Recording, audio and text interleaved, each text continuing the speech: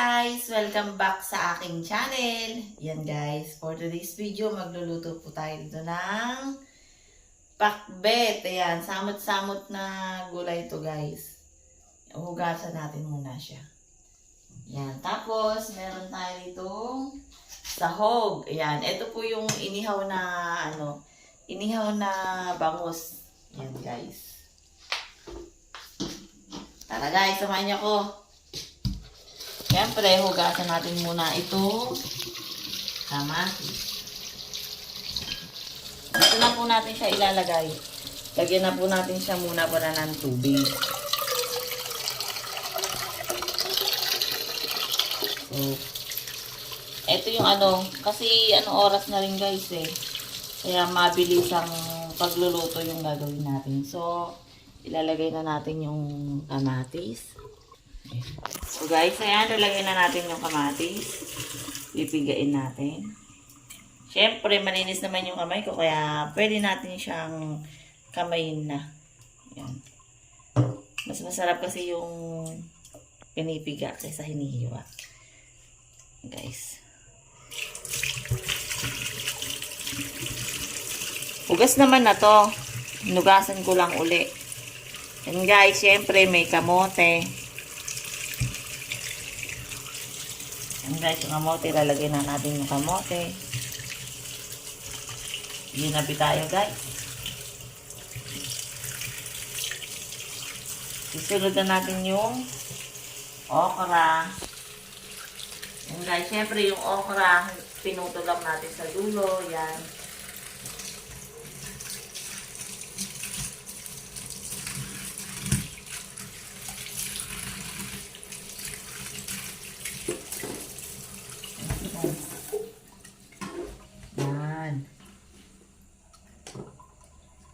Siyempre, meron din tayo dito ampalayang bilog. Ayan, guys.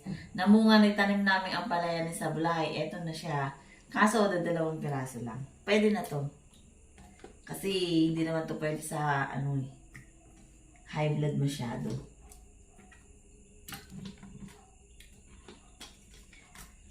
So, ayan na nga, guys. Meron din tayong okra, kaso yung okra yan, ito yung klase ng okra na masarap nilalaga. Yan. Pag sasabay-sabay na natin yan guys, hindi na natin siya igigisa. Kasi mas masarap yung inabraw. Correct ka dyan, darling. Yo. Tapos, so, meron din tayong talong. Ilang gulatay lang kasi dalawa lang yung bunga ng talong namin sa likod. Siyempre, ito ang magpapasarap dyan. Repolyo. Yan guys. Yan. Sabay-sabay na siya guys. So, Yung sahog mo, makakalimutan mo. lalagay pala natin yung yan guys, yung sahog. Sa ibabaw na lang natin ilalagay. Kasi mamaya nasa ilalim na rin yan. Kinamay ko na lang din siya guys ha.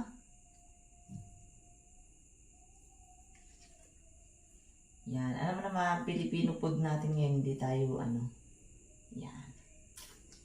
So, bubukit tayo ng kamay. Siyempre, lagyan natin muna siya ng bechi. Konti lang. Ang natin siya nalagyan ng bagong guys.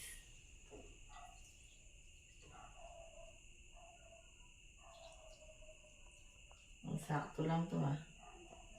Sakto lang yung bagong na yan kasi konti lang.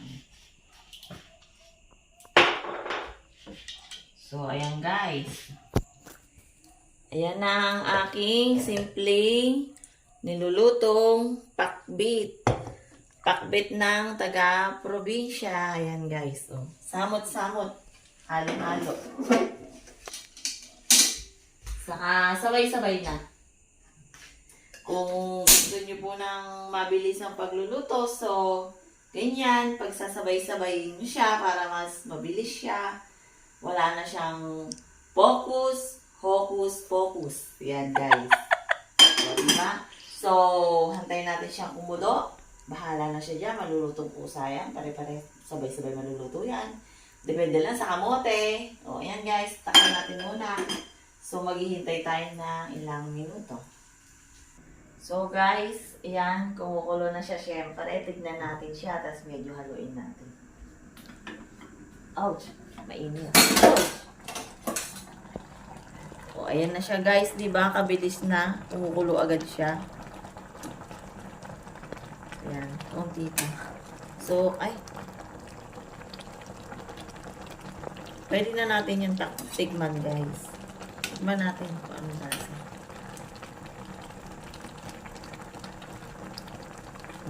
Parang sakto lang ah. So, pangkuluin pa ulit natin siya. Kasi, hindi pa siya luto. Ilaw pa iba. Guys. Maghihintay ulit tayo guys ng mga ilang minuto na lang. Saglit na lang yan. Yan guys, syempre kumukulo na naman siya. So, titignan na natin.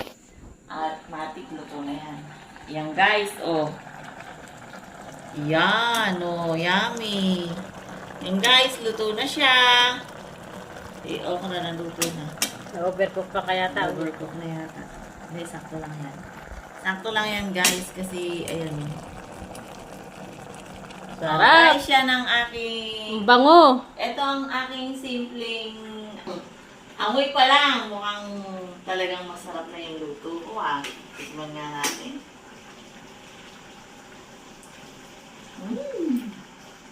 Sarap.